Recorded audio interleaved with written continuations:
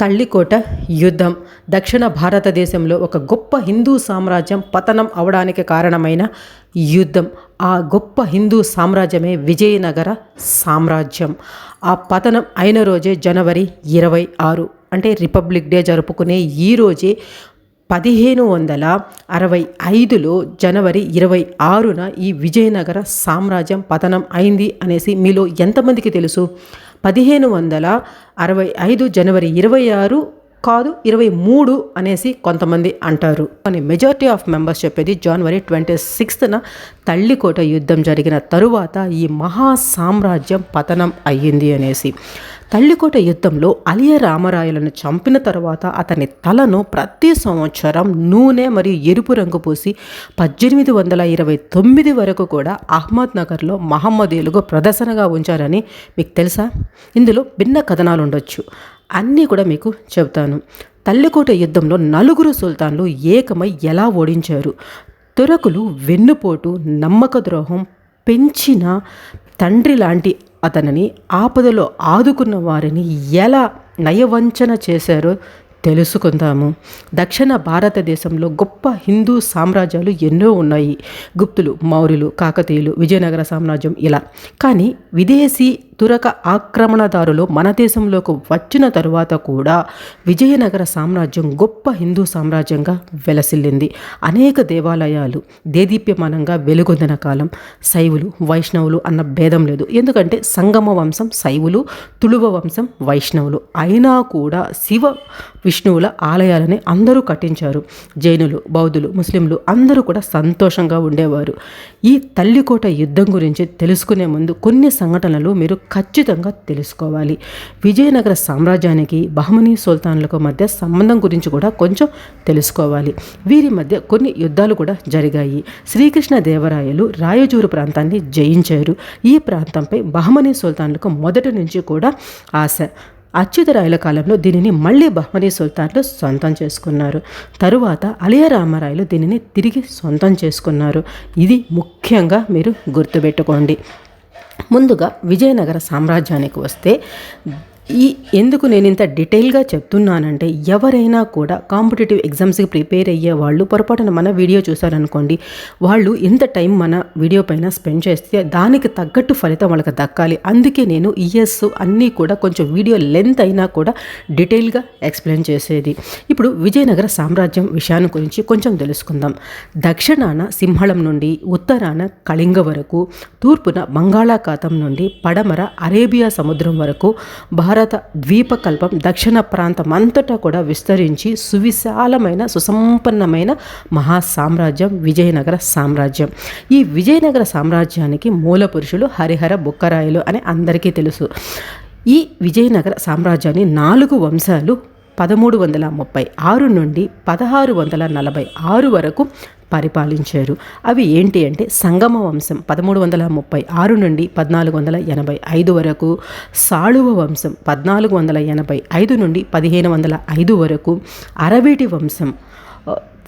తుళువ వంశం 1505 నుండి 1570 వరకు, అరవీటి వంశం 1570 నుండి 1646 వరకు. హరిహర బుక్కరాయ సోదరులు కాకతీయ సామ్రాజ్యంలో మొదట పనిచేసేవాళ్ళు. కాకతీయ సామ్రాజ్యంపై ఢిల్లీ సుల్తానేట్ దాడి చేసి రాజు అయిన ప్రతాపరుద్రుడిని ఓడించి బంధించి ఈ ప్రతాపరుద్రుడిని ఢిల్లీకి తీసుకుని వెళ్ళారు. ఈ విదేశీ ఆక్రమణదారులైన ఈ ముస్లింల వద్ద బందీగా ఉండడం, వాళ్ళకి తల వంచి పనిచేయడం ఇష్టం లేక నర్మదా నదిలో స్నానం చేస్తూ ఆ నదిలోనే ఆత్మార్పణ చేసుకున్నారు ప్రతాపరుద్రుడి గారు. కాకతీయుల పతనం తర్వాత మత మార్పిడులు చేసి ముఖ్యంగా అక్కడ ఉన్న ప్రజలని అందరినీ కూడా ముస్లింలుగా మార్చారు. ఒప్పుకోని వారిని చంపేశారు. ఆ క్రమంలోని ఈ హరిహర బుక్కరాయ సోదరులను కూడా ఇస్లాంలోకి మార్చి ఢిల్లీ తీసుకొని పోయారు. వీరి పేర్లు కూడా లియాజుద్దీన్, షంషుద్దీన్ అనే మార్చారు. ఒకవేళ ఏదైనా నేను పొరపాటు చెప్పుంటే సబ్జెక్టు కరెక్షన్.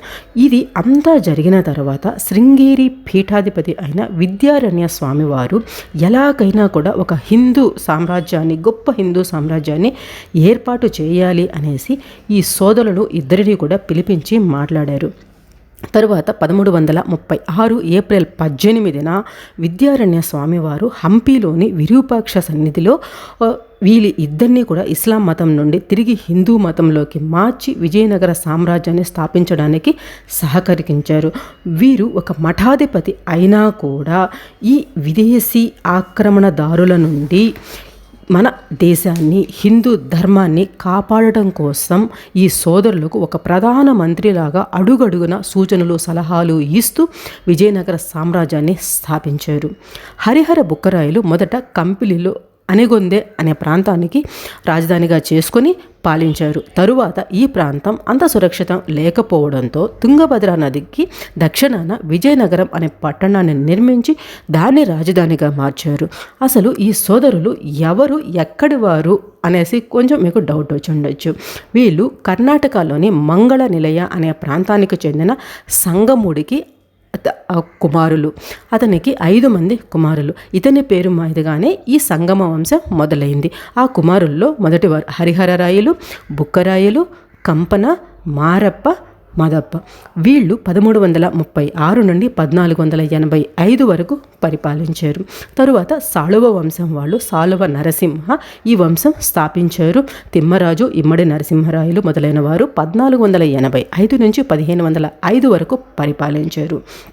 తరువాత తుళువ వంశం, తుళువ నరసనాయకులు ఈ వంశాన్ని స్థాపించారు. వీర నరసనాయకులు, శ్రీకృష్ణదేవరాయలు, అచ్యుతరాయలు, సదాశివరాయలు వీళ్ళు 1505 నుంచి 1570 వరకు పరిపాలించారు. ఆ తరువాత అరవేటి వంశం, శ్రీకృష్ణదేవరాయల పెద్ద అల్లుడు అయిన అళియ రామరాయలు మరణించిన తరువాత తన సోదరుడు తిరుమలరాయలు పెనుగొండకు పోయి స్వతంత్ర అరవేటి వంశాన్ని ప్రారంభించారు. ఈ వంశంలో మొదటి, 2వ, 3వ శ్రీరంగరాయలు, 1, 2వ వెంకటపతి రాయలు పరిపాలించారు. 1570 నుంచి 1664 వరకు పరిపాలించారు. 2వ వెంకటపతిరాయలు వీరిలో అగ్రగణ్యులు.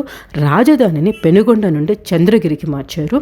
మొఘల్ ఆధిపత్యాన్ని అంగీకరించాల్సిందిగా అక్బర్ పంపిన వర్తమాన్ని కూడా వీళ్ళు తిరస్కరించారు. ఇక్కడ తల్లికోట యుద్ధం ముస్లిం రాజులకు అళియ రామరాయలకు మధ్య జరిగింది కదా. కానీ కొంతమంది సోకాల్డ్ మేధావులు అందామా, లేదంటే సోకాల్డ్ స్వయం ప్రకటిత మేధావి చరిత్రకారులు అని చెప్పుకునే వాళ్ళు కొంతమంది కొన్ని విధాలుగా చెప్తారు. కొంత చరిత్రలో వేరే విధంగా ఉంటుంది. 2 కాంటెక్స్ట్స్ కూడా మనం తెలుసుకుందాము. ఈ యుద్ధం హిందూ ముస్లిం రాజుల మధ్య మత ప్రాతిపదికన జరిగింది అనేసి కొంతమంది అంటారు. అలా కాదు, రాయలవారి సైన్యంలో ఎంతోమంది ముస్లింలు ఉన్నారు. అలాగే బహమనీ సుల్తానా సైన్యంలో కూడా హిందువులు ఉన్నారు. ఇది ముమ్మాటికి వాస్తవం. అది తరువాత కూడా మీకు ఈ వీడియో ఉపయోగింది మీకు అర్థమవుతుంది. కానీ కొంతమంది మాత్రం ఇలా చెప్తారు, ఇది ముస్లింలు హిందువుల మీద చేసిన యుద్ధం కాదు అనేసి చెప్తూ ఉంటారు. అదేవిధంగా అళియ రామరాయలు గురించి కూడా భిన్నాభిప్రాయాలు చెప్తారు ఇలాంటి వారు.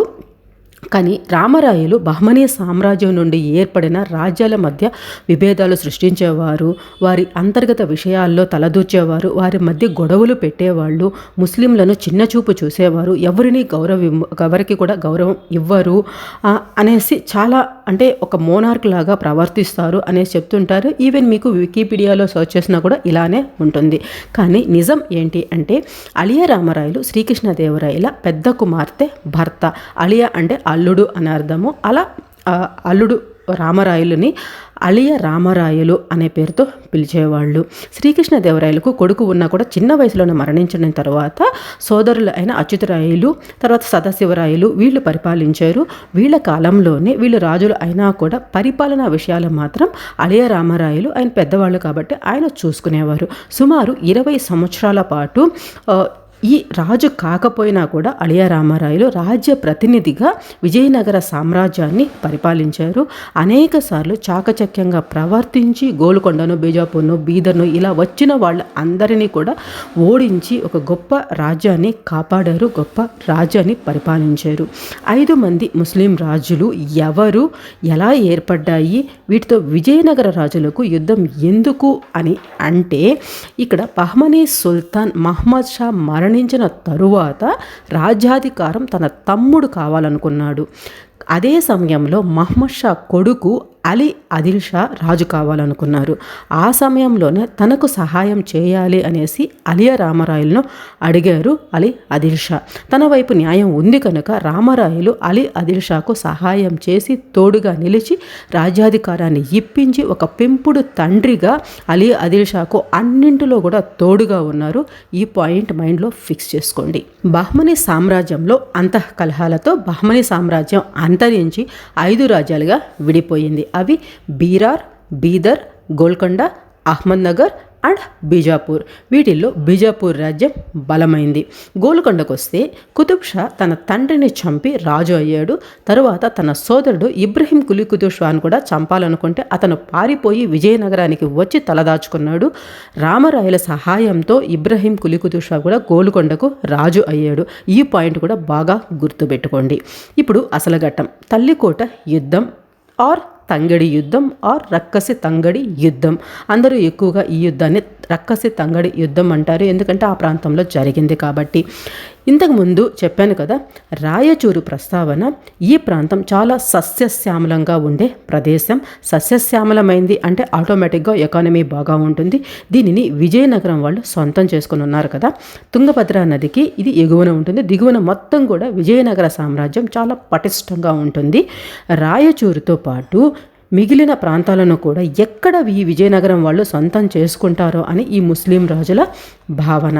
అందువల్ల రాయచూరును ఎలాగైనా సొంతం చేసుకోవాలి అనేసి ముస్లిం రాజుల కోరిక.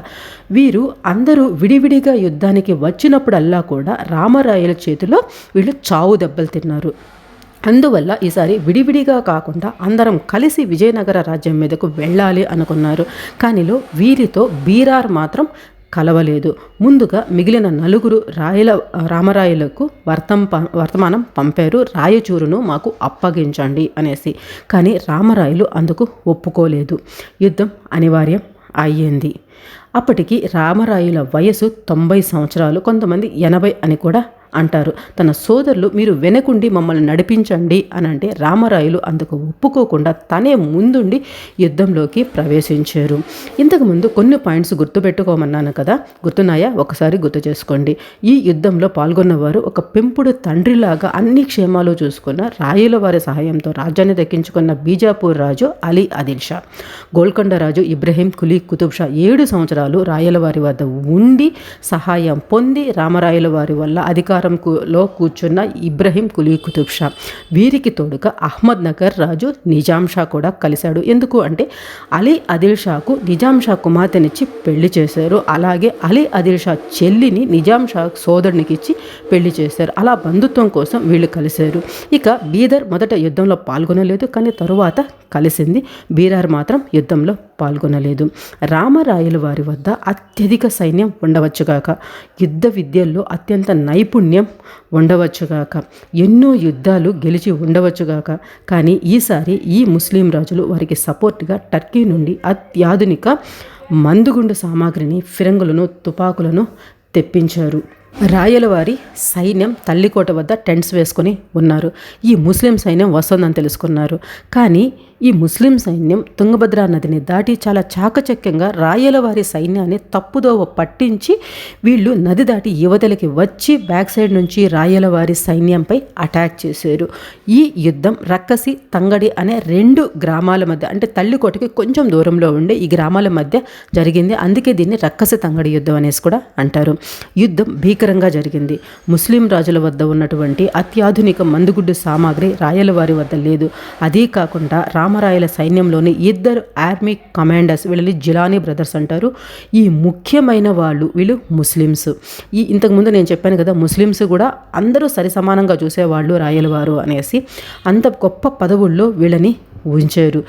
ఈ 2 సోదరులు, తరువాత ఇక్కడ మిగిలిన ఇంకొంతమంది ముస్లిం సైన్యం, రాయలవారి వద్ద పనిచేసే ముస్లిం సైన్యం, వీళ్ళు అందరూ కూడా యుద్ధం భీకరంగా జరుగుతున్న సమయంలో రామరాయలకు వెన్నుపోటు పొడిచి ముస్లిం రాజుల వైపు తిరిగి వాళ్లకు మద్దతుగా రాయల సైన్యంలోని హిందూ సైన్యాన్ని చంపసాగారు.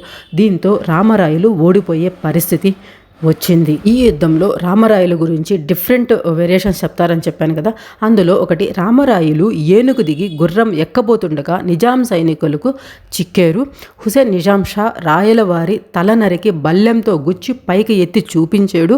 విజయనగర సైన్యం చెల్లా చెదరైంది అనేసి చెప్తారు. లేదు, ఈ నిజాం సైనికులు కాల్చిన ఫిరంగి గుండు తగిలి రాయల వారి తల పగిలిపోయింది. అది చూసి విజయనగర సైన్యం పారిపోయింది అనేసి, సుల్తాన్ సైన్యం చుట్టుముట్టి వీళ్ళందరినీ కూడా చంపేశారు అనేసి చెప్తారు. తరువాత ఇంకొకటి ఏంటంటే, రామరాయలను అరెస్ట్ చేసి అహ్మద్నగర్ నిజాం షా వద్దకు తీసుకుపోయారు. అక్కడ రాయల వారును నిజాం షా అవమానకరంగా మాట్లాడి, ముస్లింగా మారిపో, నిన్ను వదిలేస్తాను అనేసి అంటారు. అందుకు రామరాయలు ఒప్పుకోలేదు. అంతలో అక్కడ ఉన్న ముఖ్యులు, మీ అల్లుడు అలీ ఆదిల్ షా వస్తే రామరాయలను తనతో పాటు తీసుకెళ్ళి జైల్లో ఖైదు చేస్తాను, చంపవద్దు అనేసి అంటారు. ఎంతైనా పెంచిన తండ్రి కదా, అందువల్ల మీరు వెంటనే రామరాయలను చంపేయండి అన్నారు. అందువల్ల నిజాం షానే రామరాయలను తల నరికి చంపేశారు అంటారు. తరువాత రాయల వారి తలను ఒక ఈటెకు గుచ్చి యుద్ధ భూమిలో చూపించగా అది చూసిన రాయల సైన్యం చెల్లాచెదరయ్యారు. అంతే, ముస్లిం సైన్యం ఈ రాయల వారి సైన్యాన్ని ఊచకోత కోశారు.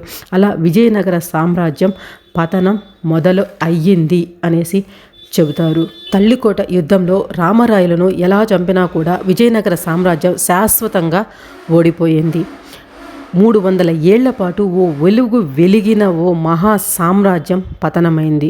చుట్టూ ఉన్న 4 మహమ్మద్ ఈ సుల్తాన్లు ఏకమై చేసిన ఆ యుద్ధంలో దక్షిణ భారతదేశంలో చిట్ట చివరి హిందూ సామ్రాజ్యం అంతమైపోయింది. తల్లికోట యుద్ధం, రక్కసి తంగడి యుద్ధం అనే చరిత్రకారులు చెప్పే ఆ పోరులో చివరి ఘట్టం 1565 జనవరి 23వ తేదీన జరిగినట్లు చరిత్ర చెబుతోంది. ఈ యుద్ధంలోనే సదాశివరాయలు గాయాల కారణంగా యుద్ధం నుండి తప్పుకోవలసి వచ్చింది. ఆ తరువాత 1570లో సదాశివరాయలు మరణించే తర్వాతే తులువ వంశం అంతమైంది. ఆ తరువాత అరవీటి వంశం స్టార్ట్ అయింది. అరవీటి వంశం వాళ్ళు కూడా 1646 వరకు విజయనగర సామ్రాజ్యాన్ని పరిపాలించారు. కానీ ముందు ఉన్న వైభవం మాత్రం లేకుండా పోయింది. ఈ ముస్లిం సైన్యం విజయనగర సామ్రాజ్యంపై దాడి చేసాయి. ఆ తరువాత అక్కడ ఉన్న సంపదను మొత్తాన్ని దోచుకున్నారు. విజయనగరాన్ని దోచుకున్న తర్వాత పూర్తిగా ధ్వంసం చేసేదానికి కూడా ప్రయత్నించారు. అక్కడ ఉన్న హిందువులను ముస్లింలుగా మార్చేదానికి కూడా ప్రయత్నించారు. ఇది చరిత్ర చెప్పే విషయం. ఇక్కడ నేను ముందుగానే చెప్పాను, డిఫరెంట్ కాంట్రాడిక్షన్స్ ఉంటాయనేసి ఒక్కొక్కరు ఒక్కొక్కలాగా చెప్తున్నారు. నేను వీలైనంత ఎక్కువ ఇన్ఫర్మేషన్ని గ్యాదర్ చేసుకున్న తర్వాతే ఈ వీడియో ప్రజెంట్ చేశాను. ఇంకా కూడా ఏదైనా ఫర్దర్గా ఇన్ఫర్మేషన్ ఉంటే కూడా కామెంట్స్లో మెన్షన్ చేయండి. ఒకరికే అన్నీ తెలియాలని లేదు. నేను నా సహాయ శక్తులా ప్రయత్నించి తెలుసుకున్నదంతా కూడా మీకు చెప్పాను. దీనికి మీద ఇంకా ఏదైనా ఇన్ఫర్మేషన్ ఉంటే కూడా మీరు ఖచ్చితంగా చెప్పండి. ఈ తల్లికోట యుద్ధం గురించి, విజయనగర చరిత్ర గురించి చెప్పాలంటే ఇంకా చాలా ఉంది. కాకపోతే వీడియో లెంత్ ఎక్కువ అవుతుంది. మీకు కావాలి అనుకుంటే కింద కామెంట్స్లో మెన్షన్ చేయండి, దాన్ని సపరేట్గా ఒక వీడియో చేస్తాను.